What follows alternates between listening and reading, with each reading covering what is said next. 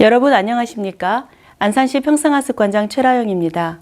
올해 톡톡 인문학 살롱은 코로나19로 인하여 영상으로 인사를 드리게 되었습니다.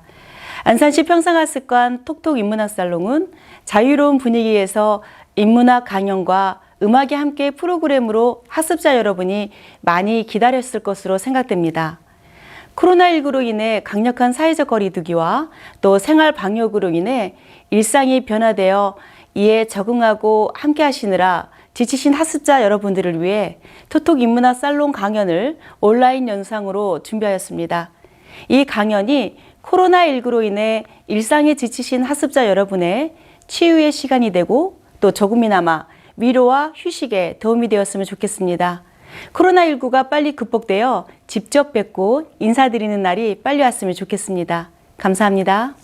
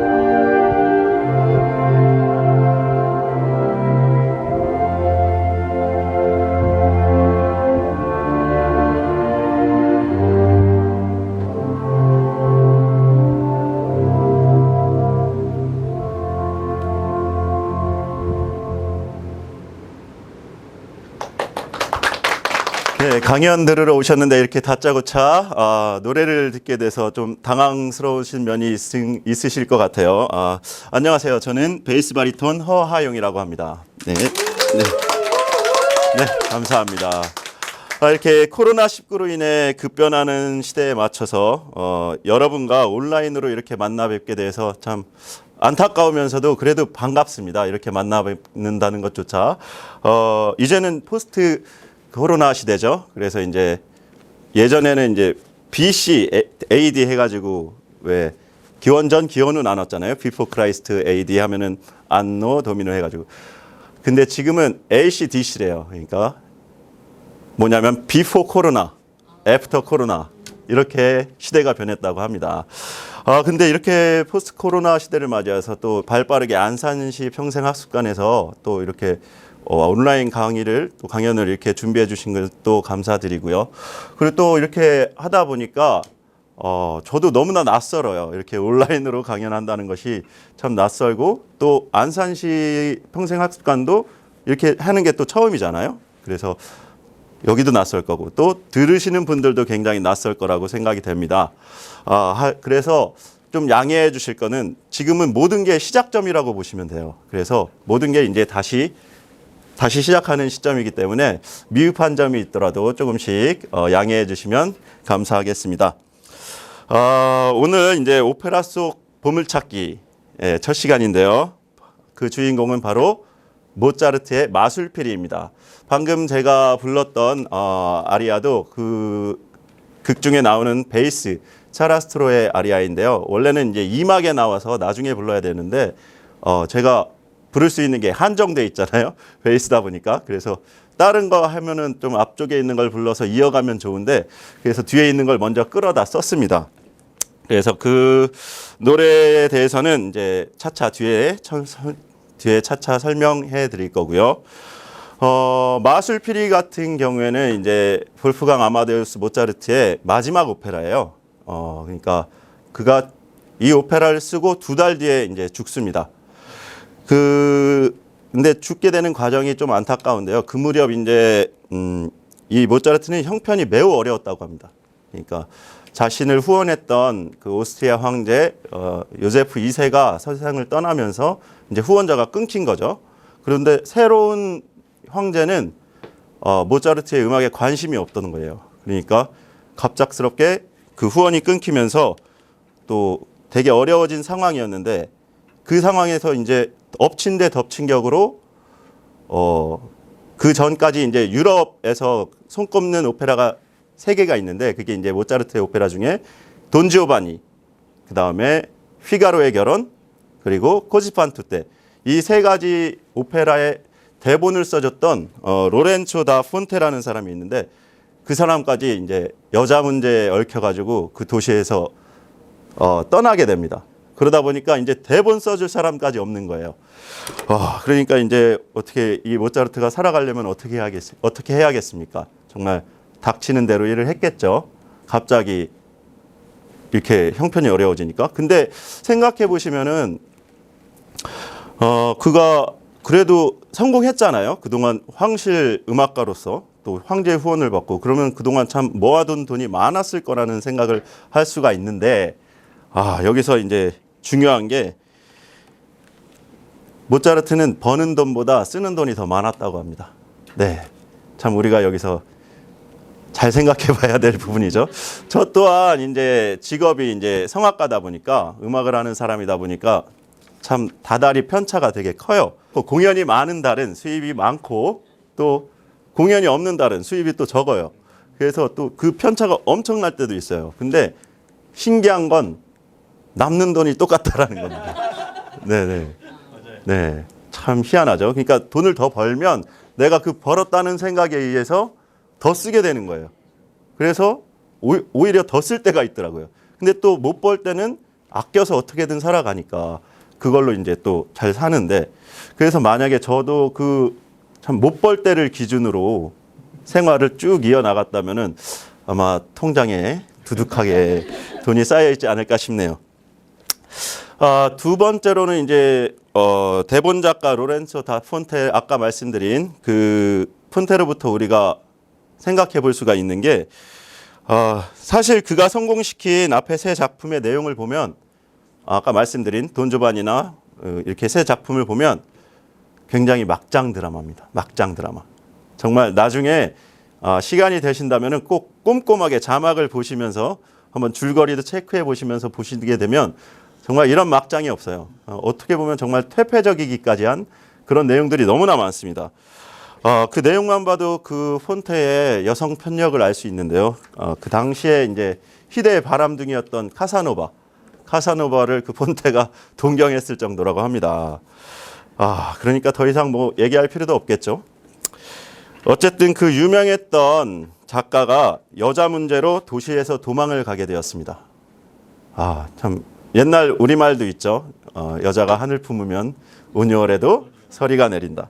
네, 옛말이 틀린 말이 아닌 것 같습니다. 그래서 제가 두 번째 여러분께 하고 싶은 말은 여자 조심하자.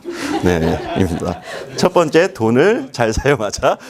두 번째 여자 조심하자. 이렇게 해서 이제 형편이 어려워질 대로 어려워진 모차르트는 이제 살아가기 위해서 돈이 되는 일이면 닥친 대로 하기 시작합니다. 그래서 이 마술피리를 작곡하면서도 동시에 그 다른 의뢰를 막 받아요. 그래서 그때 같이 작업을 했던 게 티토 왕의 자비라는 오페라였고요. 그 다음에 미완으로 남겨진 장송곡 모차르트의 레퀴엠이 있습니다. 이 세 곡을 동시에 작곡을 한 거예요. 그 짧은 시간에. 그러다 보니까 막 마차 타고 이동하면서까지 막 악보를 썼다고 해요. 그러니까 그렇게 과로를 하다 보니 또 건강도 계속 악화되고 그러다 보니 이제 이 마술피리를 작곡하고 나서 2달 만에 요절하고 마는 거죠. 그때 나이가 36살입니다. 36살의 나이에 그렇게 요절을 한 거 보면은 참 인간이 근데 그만큼의 많은 곡을 또 썼잖아요. 그러니까 제 생각에는 이제 재능이 많아도 조금 이렇게 참아야 되는 거 아닌가 싶어요. 너무 확 짜서 써버리면은 빨리 수명이 다는 게 아닌가 싶습니다. 그래서 이제 이런 상황에도 그래도 다행히 마술피리는 완성이 됩니다. 그래서 이 모차르트의 오페라의 정수라고 할 수 있어요. 이 마술피리는 정말 그 당시에 획기적인 오페라였던 거죠. 그 전까지는 이제 그 폰테가 쓴 대본으로 만들어진 오페라들은 다 이태리어로 써져요. 이태리어로. 당시에 이 오스트리아는 독일어를 쓰는데 이태리어로 써지기 때문에 귀족들을 위한 오페라였다고 할 수 있습니다. 근데 이 마술피리는 이제 대본 작가가 바뀌죠. 에마뉴엘 쉬카네더라는 대본 작가인데 그 사람은 그 서민들용 극장의 극장장이었어요. 그렇기 때문에 서민들의 생활에 깊숙이 있었고 또 대중이 뭘 원하는지 그 아는 사람이었기 때문에 그 사람이 쓴 대본이 바로 이 마술피리인데 그래서 이제 그 전까지의 그 형식과는 다르게 징슈필이라는 형식으로 바뀌어요. 오페라가. 그러니까 징이 독일어로 말하면은 노래하다. 그리고 슈필은 연기하다예요. 그러니까 한마디로 오페라가 아니라 지금으로 따지면 뮤지컬. 네, 뮤지컬에 더 가까웠던 거죠. 게다가 대본까지 독일어로 써져 있었더니 서민들이 듣기에도 너무나 편하고 또 너무나 흥미로운 요소들이 많았기 때문에 엄청나게 대중들의 사랑을 받게 됩니다. 자, 그러니까 이 시점이 저는 그렇게 생각해요. 귀족들을 위한 음악에서 이제는 대중들을 위한 음악으로 바뀌는 전환기. 그렇기 때문에 지금도 어떻게 보면 우리가 클래식 하면은 좀 뭐 상류층, 고위층 이렇게 생각하는데 전혀 아니에요. 이미 1700년대에 서민적인 오페라가 써여졌고 서민들을 위한 음악들이 만들어졌습니다. 그렇기 때문에 우리도 이제 뭐 그런 지위 고하를 상관없이 클래식을 많이 사랑해 주셨으면 좋겠네요. 네. 그래서 이제 이렇게 탄생한 마술피리는 100회 이상의 공연을 이어나갑니다. 그 당시만 해도 이거는 정말 말도 안 되는 횟수였어요. 당시 이제 귀족들이 등을 돌렸을 때 음악가들은 치명적으로 경제적인 하락을 맛봤는데 이 전환이 되는 게 대중의 사랑으로 다시 음악가들이 살아날 수가 있었던 거죠. 하지만 모차르트는 그 호황을 누려보기도 전에 세상을 뜨죠. 좀 너무 안타깝고 아쉽지만 만약에 그 부를 다시 누렸다고 해도 그의 생활 습관이 변하지 않았다면 아마 결과는 마찬가지였지 않을까 싶습니다. 지금까지 이렇게 마술피리라는 오페라가 만들어지는 과정을 좀 설명을 해드렸는데요. 이제 본론도 들어가기 전에 이렇게 왜 이렇게 길게 설명해 이렇게 생각하실 수 있는데 어떤 음악이든 당시의 배경과 또 그 작곡가가 처해져 있던 상황, 이런 상황을 이렇게 알고 이해하고 음악을 들으면은 머리로 이렇게 그냥 이해하는 것보다 가슴으로 느껴질 수가 있어요. 그래서 이런 상황에 쓰여진 오페라다. 이거를 먼저 알고 가시면 여러분이 가슴으로 같이 느낄 수 있지 않을까 싶어서 이렇게 길게 말씀드렸고요. 그리고 저 또한 이제 성악가다 보니까 노래를 공부하다 보면 이렇게 깊이 계속 공부하고 파고 들어가다 보면은 어느 순간 이 작곡가와 이렇게 교감되는 느낌이 올 때가 있어요. 그러면은 너무나 기분이 좋고 아마 그게 음악에 있어서 정말 그 최고의 경지가 아닐까 싶어요. 정말 옛날에 죽은 사람이지만 그 느낌이 막 전달이 되는 느낌. 그때 정말 좋은 음악이 나오지 않나 싶습니다. 비단 음악뿐은 아닌 것 같아요. 지금 여러분이 하고 계시는 일, 아니면 여러분이 하고 있는 공부, 그리고 여러분이 뭐든지 하고 계시다면 그것을 지금 되게 좋은 상황인 것 같아요. 어떻게 보면은 지금 뭐 생활 속 거리두기, 사회적 거리두기 하면서 집에서 많은 시간을 보내고 계시잖아요, 다들. 이때 자기의 일에 관해서 좀 더 집중하고 깊숙이 좀 들어가다 보면 더 많은 일들이 생겨날 거라고 생각을 해요. 그래서 이 어려운 시기가 오히려 전화위복의 계기가 되지 않을까 싶습니다. 자, 그럼 이제 본론으로 들어가서 오페라 마술피리는 여느 오페라와 달리 끝까지 보고 있으면 주인공이 도대체 누구인지 헷갈릴 정도로 여러 캐릭터들이 정말 잘 조화가 돼서 어우러져 있습니다. 가장 먼저 등장하는 진지한 왕자 타미노, 그리고 사기꾼 같은 캐릭터의 익살스러운 파파게노, 그리고 이제 그의 짝 파파게나, 그리고 순수한 공주 파미나, 또 어떻게 나왔는지 모르겠지만 그의 어머니 밤의 여왕, 그리고 감초 같은 밤의 여왕의 그 세 시녀들, 그리고 또 마지막으로 이제 짜라스트로라는 그 성을 관장하는 사람.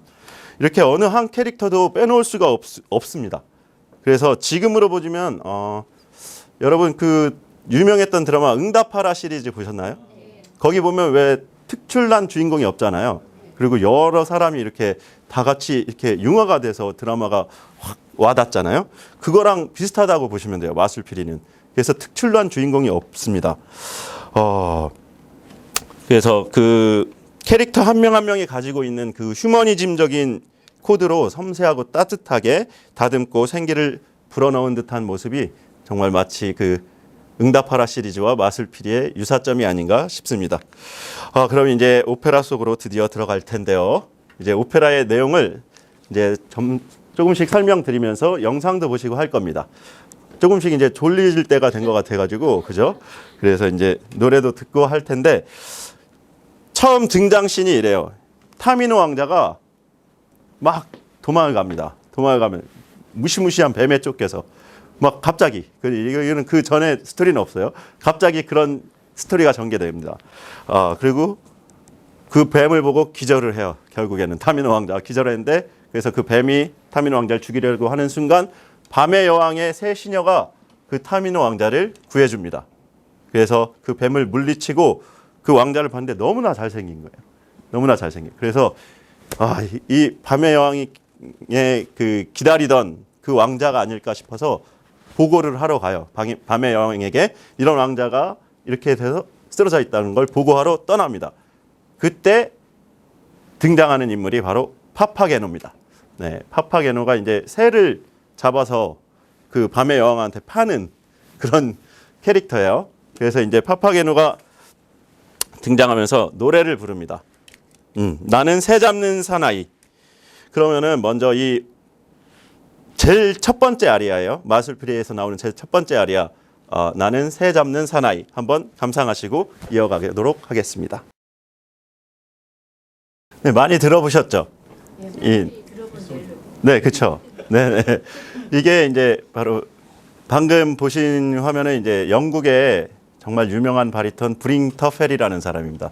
이 사람이 제가 생각했을 때 오페라 그 그러니까 마술필이나 모차르트 오페라는 최고봉이 아닐까 싶어요. 실제로 보면 키가 한 2m 정도 되고 몸무게가 이만합니다. 진짜 막 이렇게 커가지고 뭐 옛날에 태어났으면 아마 그 앞에서 도끼 들고 막 이렇게 했을. 근데 다행히 시대를 잘 만나서 엄청난 바리톤이에요. 그래서 나중에 제가 이제 이렇게 소개해드리는 가수들을 한 번씩 나중에 찾아보시는 것도 되게 좋을 것 같습니다. 저는 실제로 이제 유학 시절에 독창회를 가서 봤는데, 거기 그 큰 최고에서 뿜어져 나오는 에너지와 그 소리가 너무나 정말 저는 압도당했어요. 근데 또 작게 피아노로 낼 때는 너무나 또 섬세하게 내는 거예요. 그래서 제가 최고로 뽑는 바리톤이라서 한번 소개를 해봤습니다. 네. 이렇게 이제 등장한 파파게노는 깨어난 왕자에게 뱀을 자기가 죽였다고 허세를 떱니다. 거짓말을 하는 거죠. 내가 이 뱀을 죽였어. 그러면서 허세를 떠는데 이내 그 새 시녀가 돌아오면서 그 거짓말은 금방 들통이 나고, 그래서 그 거짓말한 벌로 입에 자물쇠가 채워지는 겁니다. 자물쇠가. 캐릭터를 보시면 알겠지만 이 파파게노는 입을 잠시도 쉴 수가 없는 사람이에요. 그래서 정말 막 수다쟁이거든요. 그래서 이 사람에게 자물쇠를 채운다는 거는 정말 네, 차라리 죽는 게 낫지 뭐 이런 식으로 그런 캐릭터입니다. 그래서 이제 이제 돌아온 새 시녀가 그 타미노 왕자에게 이제 그 밤의 여왕의 그 명령을 받고 밤의 여왕의 딸을 구해달라고 하는 겁니다. 그 딸이 바로 파미나 공주인데, 그러면서 사진을 보여줘요. 그 파미나 공주의 사진. 아마 초상화겠죠. 지금으로 따지면 그림이겠죠. 근데 그 그림을 얼마나 잘 그렸는지, 그 그림을 보는 순간 이 왕자가 그냥 반하게 돼버려요. 그냥 그림만 보고 그냥 홀딱 반해가지고 내가 이 공주를 구하겠다. 내가 구하겠다. 그러면서 부르는 아리아가 또 나옵니다. 바로 이렇게. 그래서 처음에는 이제 파파게노 아리아를 들으셨고, 두 번째는 이제 타미노 왕자의 아리아를 들으실 텐데, 둘의 성격이 너무나 다르다는 것을 느끼시면서 한번 감상하셨으면 좋겠습니다. 그럼 다시 한번 타미노 왕자의 아리아를 들으시겠습니다. 어떠셨어요? 너무 아름답지 않습니까? 네, 네. 방금 보신 영상의 주인공은 등장과 동시에 당대 제1의 리릭 테너라는 호칭을 받은 프리츠 분덜리시라는 독일 테너입니다. 지금까지도 이 타미노 왕자의 아리아는 따라올 자가 없다고 정말 많은 음악가들이 인정하는 사람인데요. 이 사람도 마찬가지로 모차르트와 같이 36살에 죽어요. 불의의 사고를 당해서 죽습니다. 아마도 이 공통점 때문에 더 전설로 남아있는 테너가 아닌가 싶어요. 그래서 꼭 여러분께 소개해드리고 싶었던 테너여서 옛날 영상이지만 그래도 이걸로 골라봤고요. 제가 처음에 공부할 때는 정말 지금 이런 매체가 없었기 때문에 정말 이런 음악을 들을 수가 없었어요. 그래서 뭐 들으려면은 테이프 사가지고 이렇게 그렇게 듣고 막 라디오에서 막 녹음해가지고 듣고 이런 옛날 기억이 나는데, 요즘에는 너무나 매체가 좋아져가지고 어느 거든 다 볼 수 있으니까 너무나 좋은 것 같아요. 그래서 여러분도 시간이 되시면 프리츠 분달리시 잊지 마시고 한번 찾아보셔서 들어보시면 좋을 것 같습니다. 이렇게 보시다시피 내용도 보셨죠? 가사도 보셨죠? 어떻게 사진을 보고 사람이 이렇게 반할 수가 있지? 저는 이런 생각이 들었었거든요. 이렇게 한눈에 반해버린 왕자는 악당으로부터 자기가 공주를 구해오겠노라고 다짐을 하고, 밤의 여왕으로부터 전달된 마술피리, 이제 드디어 이 오페라의 주인공이 등장을 하는 거죠. 마술피리를 받습니다. 근데 이 마술피리의 기능이 뭐냐면은 많은 사람에게 사랑을 주고, 그리고 불행한 사람에겐 행운을 주고, 그리고 외로운 사람에겐 연인을 주는 그런 역할까지 하는 이 마술피리였어요. 그래가지고 나중에 실제로 이제 이 마술피리로 이 왕자가 위험에 처해졌을 때 엄청난 도움을 받습니다. 이 피리로. 지금 우리에게 만약에 이런 마술피리가 있다면 어떨까요? 이런 마술피리가 지금 우리에게 있다면 어쩌면은 우리는 이미 하나씩 가지고 있을 수도 있어요. 이 마술피리를. 그래서 제가 생각하기에는 그것이 저는 스마트폰이 될 수도 있다고 생각해요. 만약에 그 당시에 진짜 이 스마트폰이 있었다면 그러면은 정말 그게 바로 마법이 아니었을까요? 그래서 이 스마트폰의 기능을 보면은 비슷해요. 전화나 또 화상 통화를 통해서 정말 가족이나 사랑하는 사람에게 전화할 수도 있고 만나볼 수도 있고 화상으로, 그리고 또 SNS나 블로그를 통해서 좋은 글로 많은 사람에게 사랑을 전할 수도 있죠. 인터넷의 무한한 정보를 통해서 우리는 행운을 거머쥘 수도 있어요. 그리고 여러 만남을 주선하는 어플을 통해서 연인을 만들 수도 있죠. 요즘에는. 네. 위급 시엔 신고도 할 수 있고 또 내 위치를 알려줄 수도 있습니다. 그래서 저는 이 스마트폰이 현대의 마술피리가 아닌가라는 생각을 했고요. 하지만 이 마법 같은 스마트폰도 이렇게 잘 사용할 때 그 가치가 있는 거겠죠. 잘못 사용하면 요즘 뭐 이슈가 되고 있는 N번방 같은 그런 불상사가 일어날 수도 있으니까 어떤 힘이 주어졌을 때는 그거에 대한 책임을 꼭 갖고 있어야겠죠. 스마트폰뿐이 아니라 이제 주위에 잘 찾아본다면 누구나 마술피리를 갖고 있을 것 같아요. 그래서 우리가 그것을 하나씩 잘 찾아보는 것도 우리의 숙제가 아닌가 싶습니다. 이 시간에 이제 마술피리의 배경과 그 다음에 오페라의 도입 부분까지 한번 알아봤는데요. 어떠셨어요? 좀 지루하셨나요? 재밌었습니까? 네. 제목은 이렇게 보물찾기라고 해놓고 이제 아직 보물이 안 나온 것 같아요. 그래서 하지만 이제 각자 생각하는 보물을 한번 잘 생각해 보시고요. 그리고 이제 다음 시간에 보물찾기는 계속 이어질 테니까 기대해 주시고, 또 한 가지 분명한 거는 결코 보물이라는 것이 멀리 있지 않다는 거, 그것을 잘 염두에 두시고 다음 시간에 만나기를 기대해 보겠습니다. 네, 감사합니다.